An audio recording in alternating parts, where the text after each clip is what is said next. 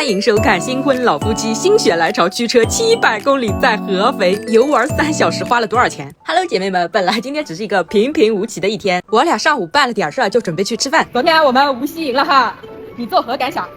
我也不是常州的，我是阳的。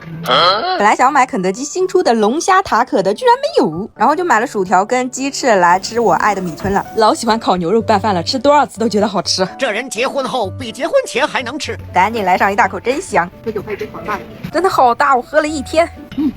这可以点的尝一下，就是稍微的有点偏甜。这个石锅豆腐拌在饭里也好下饭。我吃着吃着就在想，我们下午干嘛呢？今天好像没啥事儿啊。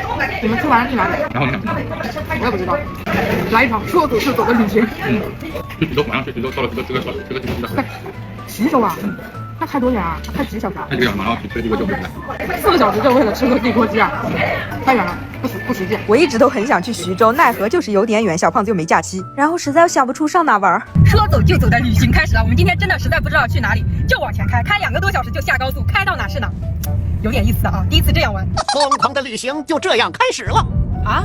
我说南京过了咱就下高速，这个人不同意，非得再往前开一点，这莫名其妙都到哪了啊？合肥，我有的到合肥的时间，我不能去徐州吃地锅鸡呀。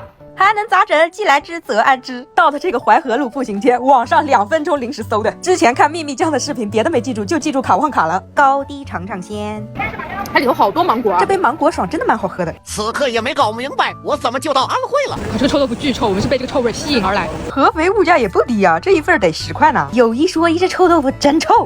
它这个好像螺蛳粉的味儿。糕点脑袋对合肥的印象真的就沾记。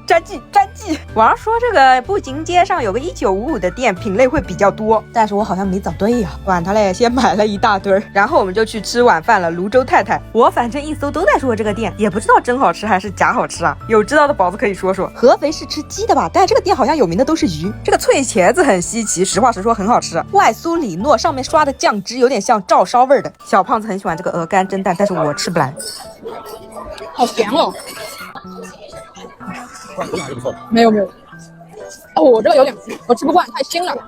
醋溜蒸鸡，酸辣味的，哎，这个很合我口味，我觉得可好吃了，够酸够辣够得劲。剁椒鱼头是这家的招牌菜，这个鱼头真的好大一个啊，没办法给你们展示，真的很大。这个鱼头上的肉也很多哎，而且很嫩。这家店的菜蛮辣的，这个鱼头给我辣的都滋啦都冒汗了。黄山臭鳜鱼，我记得也是安徽的特色吧？这个鱼也很好吃哎，上头勾芡的酱汁味道我很喜欢。小胖子说跟我们那烧的味道不太一样啊，我说人家一个安徽菜，难道我们那做的能更正宗？菜量是真的大，我们吃不完都打包回无锡了。难道真的只有我们江苏没有夜生活吗？安徽晚上9点了这么热闹，不甘心呢，又来步行街找那家1955了。果然品种要更多，他这边的桃酥还能有8拼的，面包点心啥的，哇，好多，搞得我又没忍住买了一堆儿。来安徽一趟，感觉来进桃酥的。待了2个小时回去了，花了多少钱？乖乖停车费赶上苏州了。